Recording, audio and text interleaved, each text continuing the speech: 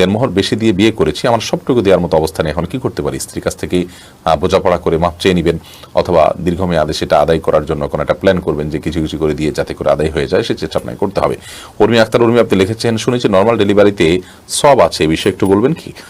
Delivery normal হবে নাকি অপারেশনের মাধ্যমে হবে সেটা একান্ত আপনাদের নিজস্ব ব্যাপার, শরীয়তের ক্ষেত্রে কোনো বিশেষ কিছু ঠিক বা ধার্য করে দেয়নি।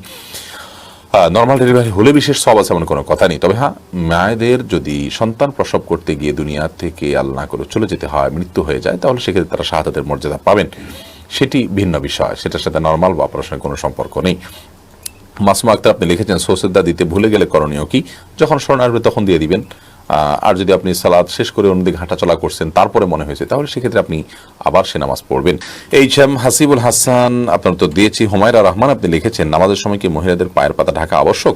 এ বিষয়ে মতপার্থক্য আছে যে পায়ের তলার অংশ ঢাকতে হবে কিনা সেটি মতপার্থক্য আছে, এবং তখন নিচের অংশ ঢাকতে হবে কিনা এটার মতপার্থক্য আছে। অনেক বলেছেন ঢাকতে হবে না, অনেকে বলেছেন ঢাকতে হবে। ঢাকাটাই নিরাপদ, তবে পায়ের তলাও ঢাকতে হবে, এটি আবশ্যক অবশ্যই নয়। এরপরে আয়েশা আমির আপনি লিখেছেন, স্বামীকে নিজের বশে রাখার কোনো আমল আছে কিনা? স্বামীকে বশে কেন রাখতে চাচ্ছেন? স্বামীকে বশে রাখলে আমার সব কথা শুনবে এমনটি আমরা চাই বা কামনা করি। পৃথিবীতে মানুষ যা চাইবে তার সব হবে, এমনটি আসলে হওয়ার জায়গা পৃথিবী নয়, এমন জায়গা তো জান্নাত।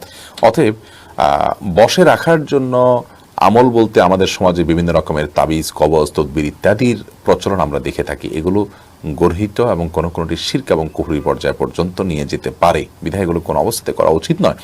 স্বামীকে আপনি চান যে স্বামী কোনো আপনার প্রতি জুলম অবিচার না করুক, আপনার হক ঠিকঠাক মতো আদায় করুক, আপনাকে ভালোবাসুক, সেটা যদি আপনি চান, তাহলে সেক্ষেত্রে আপনি নিজে ভালো হয়ে চলুন, তার ভালোবাসা অর্জন করার জন্য চেষ্টা করুন,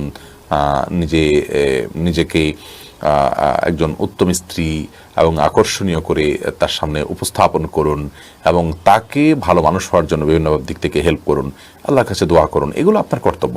এর বাইরে আপনার গতানুগতিকভাবে আমাদের সমাজে অনেক বোনরা আছেন যে স্বামীকে বশে আনার জন্য বিভিন্ন কবিরাজের কাছে যান, তারা বিভিন্ন আপোষের তাবিজ দেয়।